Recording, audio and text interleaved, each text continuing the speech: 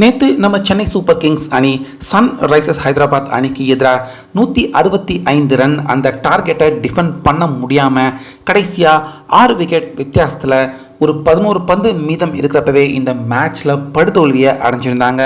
இப்படி இருக்க இந்த மேட்ச் முடிஞ்சதுக்கு அப்புறமா நம்ம சிஎஸ்கே அணியின் இளம் கேப்டனான ருத்ராஜ் கைக்வாத் இனிமேல் எனக்கு கேப்டன்சி பதவி வேண்டாம், நான் ஒரு அதிர்ஷ்டம் இல்லாத கேப்டன், மீண்டும் எம்எஸ் தோனி அவரே கேப்டன்சி பதவியை எடுத்து நடத்தட்டும் அப்படிங்கிற மாதிரி ரொம்பவே வருத்தப்பட்டு கண் கலங்கி நெகிழ்ச்சியுடன் போஸ்ட் மேட்ச் பிரசன்டேஷனில் ருத்ராஜ் கண் கலங்கி அவர் பேசியிருந்தார்.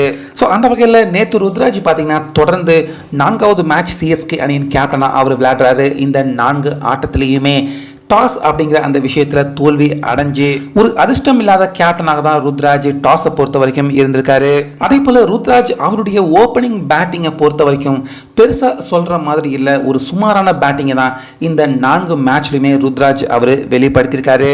இப்படி இருக்க நம்ம சிஎஸ்கே அணியின் தோல்விக்கு அப்புறமா போஸ்ட் மேட்ச்சில் பேச வந்திருந்த ருத்ராஜ் ஒரு சில நிமிடங்கள் அந்த இடத்துல நின்று பேச முடியாமல் தலையை கீழே குனிஞ்சுக்கிட்டு ஒரு மாதிரி ரொம்ப வருத்தப்பட்டு நெகிழ்ச்சியுடன் தான் ருத்ராஜ் அவர் காணப்பட்டிருந்தார்.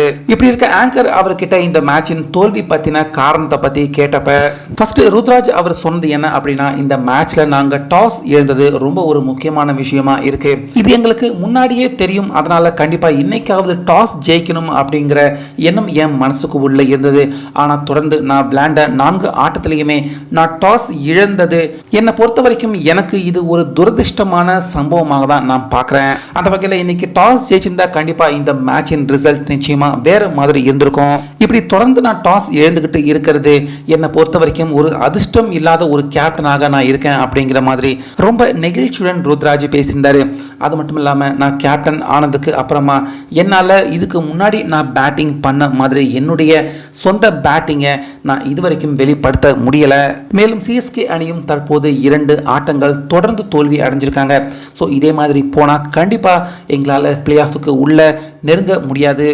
அதனால் தோனி அவர்களே மீண்டும் சிஎஸ்கே அணியை கேப்டனாக வழி நடத்தலாம், நிச்சயமாக எங்களால் அடுத்த ஆட்டங்களில் ஜெயிச்சு பிளே ஆஃபுக்கு உள்ள நுழைய முடியும் அப்படிங்கிற மாதிரி ருத்ராஜ் வருத்தப்பட்டு நிகழ்ச்சியுடன் அவருடைய இந்த பதிவை பேட்டியாக கொடுத்திருந்தாரு. ஸோ அந்த வகையில் இளம் கேப்டனான ருத்ராஜ் பார்த்தீங்கன்னா தொடர்ந்து அவர் 4 முறையும் டாஸ் இழந்திருக்காரு.